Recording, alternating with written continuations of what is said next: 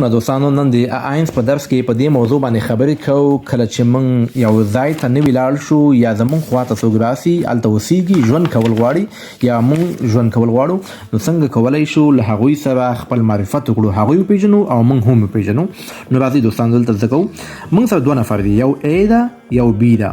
دلته نومونه چې دي دغه نومونه د انګریزانو نومونه دي ډېر سخت نومونه دي لکه پولو کوسټا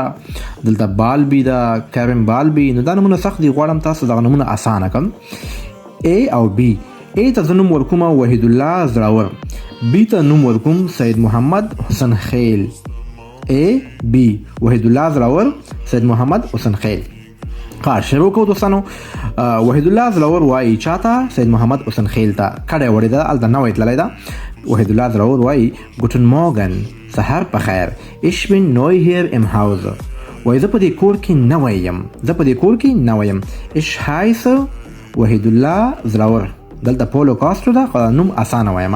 زه وحید الله زړور یم یا هم زما نوم وحید الله زړور ده چاته ویل سید محمد حسن خیل ته ویل و سید محمد حسن خیل ورته وایي انشلډګون وایي بخښنه غواړم وی هایسن زی تاسو څوک یاستئ یا ستاسو نوم څه شی دی وحید الله زړور ورته وایي وحید الله زړور یعنی پولو کوسټر په ځای زه وایم وحید الله زړور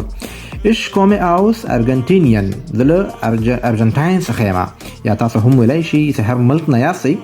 Ich komme aus Afghanistan زه له افغانستان څخه یم وحید الله زړور خپل معرفت وکړه خپل ځان وپېژانده اوس سید محمد حسن خیل ورته وایي ګوټن مورګن سهار په خیر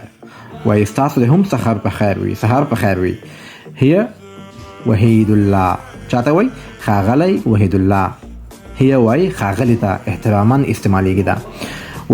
دا ورته وایي بیا سید محمد حسن خیل my name is سید محمد دلته نیم نوم اخیستل شوی سید محمد بیا ورته وایي my name is سید محمد حسن خیل